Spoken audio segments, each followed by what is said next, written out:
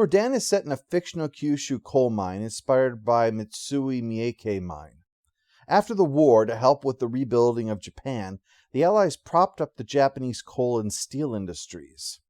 This began shifting in the 1950s as there had been changes in U.S. concerns in Japan. The spread of communism was far more worrying than a return of Imperial Japan, and the energy revolution, which saw native coal being more and more supplanted by imported foreign oil, led to labor cutbacks.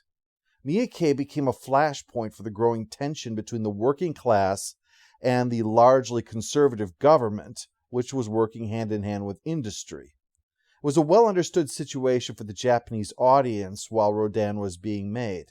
That would then explode in 1960 as the so-called Miike struggles. And speaking of explosion, Miike was ultimately resolved with the power of organized labor diminished. Mitsui cut workers by a third, nearly doubled production quotas, and relaxed safety standards, until 5 years after Rodan showed the fictional mine collapsing, the real mine collapsed. An ignition of coal dust, a completely preventable accident, caused an explosion responsible for killing hundreds of miners and injuring even more. Japan was rebuilt on the back of coal miners, and now those miners were losing their livelihoods. It may not seem like it, but choosing a coal mine filled with stress-overworked laborers was a not-so-subtle political statement in its own right. The strain of this leading to confrontations among the workers, as we quickly see, was also something the Japanese audience would immediately recognize. Flooding in the mine is quickly addressed, but during it, one of the miners is brought out, revealed to be brutally killed, and Goro, the man he'd had a feud with, is missing. So naturally, Goro is the suspect, and further deaths lead to grieving family members wanting to turn on Goro's sister, Kyo, as misplaced revenge. Yet Kyo herself is nearly the next victim when the monster responsible has left the mine and breaks into her home, and Shigeru has to rush in to bring her to safety while calling for aid to deal with it. Naturally, being a kaiju film, conventional weaponry is useless against the giant monster, and even when it is contained in the mine, efforts to kill it with machine guns fail. The thing that has emerged is simply too much for mankind to deal with, and it's only Shigeru's bravery in hitting it with a mining cart loaded with ore, which leads to a cave-in, that puts an end to the monster's threat, though seemingly at the cost of his own life. As I mentioned, the inspiration for this first part is the giant ant film Them, with the idea of mysterious deaths, strange noises associated with the monster, and the revelation that these are giant insects. But the monsters here are much stronger than their ant counterparts. They stand up to light machine gun fire, while the first ant seen on screen in Them is taken down by Sergeant Peterson's Tommy gun. But far more noticeable a distinction than the monster being tougher is that the script does little to build up the mystery, while Honda's direction right now is far more interested in showcasing the human toll, an emphasis that these are not simply contributions to the monster's body count, but rather human beings whose loved ones call after and weep for them, and who the hospital staff clean and bathe with respect. It's not that Honda isn't going to have tension in the film, rather he is saving it for a later moment when it will be all the more important. With the threat dealt with, for the moment anyway, it's speculated that the monster is the larval form of prehistoric dragonflies. Such dragonflies were large compared to today's, of course, but even then a full-grown one would be the size of a crow, not starting out bigger than a man and then getting even larger once it's an adult. More on the size thing in a moment, though.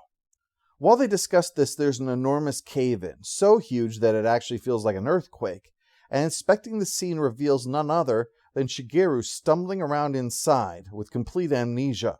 While they attempt to treat him, a pilot spots a supersonic craft in a situation drawn from the famous Mantell UFO incident. His blood-stained helmet is recovered after the craft is destroyed. The immediate conclusion is flying saucer, which proceeds to menace China, the Philippines, Okinawa, etc., and leads to the death of a young couple taking pictures near where this all started. The developed film gives a glimpse of the flying object, and we see it is no flying saucer. It has a wing and a leg visible. It is a living creature. They pull out an artist's rendition of a pteranodon, and the scientist says that they were supposed to be 28 feet long, although it's more correct to say that that's its wingspan. It's a fairly significant distinction. You might have seen the megabat from the Philippines, which was sometimes described as human-sized because of its 6-foot wingspan and the effect of a forced perspective making it look enormous. But it's only about a foot tall.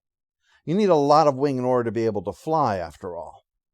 These kaiju films we've seen are consistent in their errors with figures, the classic problem of writers not checking, the same reason that space is given sizes that are either ridiculously small or absurdly gigantic. Prehistoric history gets all messed up in the same way. The Brontosaurus is older than Pteranodon, but in the kaiju works, the reverse is true, according to the experts. Likewise, the size issue. We know that they're big, so we're just going to make them any size we want, they decide. But while this isn't scientifically accurate, Rodan's use of enormously enlarged creatures as a norm is to fit the theme of the film, which is different than that of Godzilla. Godzilla was about us unleashing a power upon the world that we cannot control, only attempt to manage the aftermath. But Rodan isn't about our power now being beyond our control, it's about our greed and foolishness causing an ancient power far beyond ours to return. The creatures have been enlarged because it better reflects just how enormous this threat is that we have unleashed. It also has an amusing reflection upon post-war Japan in light of legends surrounding Admiral Yamamoto, as the film Tora Tora Tora attributed to him a realization of what the attack on Pearl Harbor had done. All they had done was awakened a sleeping giant. In Rodan, they truly have, in their short-sightedness, awakened a sleeping giant. Shigeru is recovering with Kyo, who shows him the eggs that the birds have laid that are getting ready to hatch. But the sight of the hatching eggs triggers a flashback to the mine, when he awoke after the rock slide. The atmosphere of this scene is well executed. Ifukube's music really catches the tone of the moment.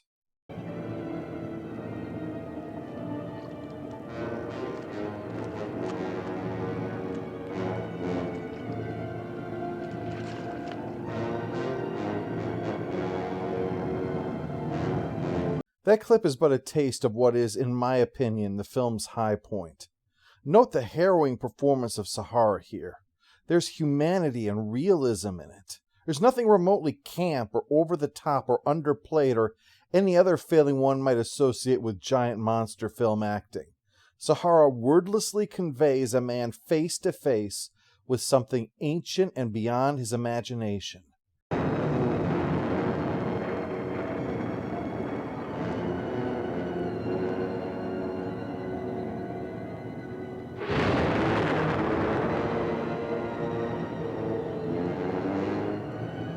The music gives the scene gravitas, the sound effects set the tone, and the camera work is dynamic but on point, feeling almost Hitchcock at one point. This is Honda giving us the tension that I said was missing earlier. This cave sequence might just be the most terrifying scene that I can recall in any kaiju film. Shigeru spots a giant egg which begins to hatch, and the creature that emerges then begins casually munching on the dragonfly larva. This is such an effective demonstration of the enormity of this new threat. The unstoppable monsters are little more than snackable grubs to the true menace of the film. It's one thing to have a new monster defeat an old one. It's another to have them not only defeated, just casually munched on. And the performance of Sahara needs to be praised. He really captures the reality of the moment. He's a human reduced to the status of insect by what is present, while still having the capacity for abstract terror that a human can. In contrast to the Godzilla films that we've seen so far, this is a truly Lovecraftian experience for him. It's not just that the threat is big, it's that the threat diminishes a person of dreams and plans and loves and hopes to a sense of overwhelming insignificance. Gojira said that you are nothing because the force that has been unleashed in our hubris is unstoppable.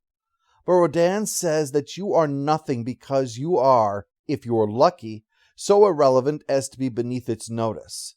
And if noticed, then you are a convenient pinch of protein to be plucked and extinguished with barely a passing thought. The idea that this situation could break his mind as we see it is not only plausible, it makes the scope of the threat more apparent. Upon informing the scientists investigating what he remembers, the group is taken down into the mine. Honda has an extended sequence showing them going down there, despite the absence of peril, but still contributing to the heavy atmosphere. Again, it is hard to escape the Tolkien sense that this conveys, that they have mined far too deep, and thus have awakened something primeval and malevolent and very, very hungry. With them learning what they can from the eggshell fragment retrieved from the remains of the mine, the monster finally makes his full appearance, Rodan. The name in Japanese is actually Rodan, but was changed when it was entering into English in order to avoid association with the radioactive element. After all, at this time, there is nothing radioactive about this new menace, and even the possibility of any connection to the power of the atom is conjecture, nothing more. Rodan proves so powerful it can take out a jeep simply by flying over it, and even sending armed jets against it accomplishes little. They briefly manage to injure it into crashing, but Rodan then retaliates by destroying a bridge and heading towards a population center to wreak havoc. As with Godzilla's attack on Tokyo in his first film, there is no doubt that the attack by Rodan here is anything less than deliberate. The monster's powerful wings are capable of creating such incredible winds that the city is pulverized and left in flames. In the face of such destruction, and with the international threat the pair of Rodans represent, the plan is to hit them with absolutely everything they can while the monsters are nesting at Mount Aso. Even with warnings of a volcanic eruption that would devastate the surrounding area, the threat is too great not to go forward. After all, with two, there is the distinct possibility that they might be able to breed more of them, and if so, it would be the end of the human race. Yet, as one is dropped into the lava, no doubt from the injuries already suffered and the updrafts from the eruption, the other one then chooses to die as well, rather than go on as the last of its kind.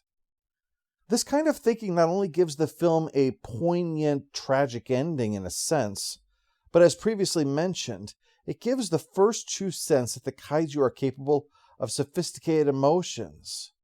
After all, they have the mental capacity to envision a future without the companionship of the other, to reach the conclusion that even death by lava is a preferable alternative to a lifetime of stark loneliness.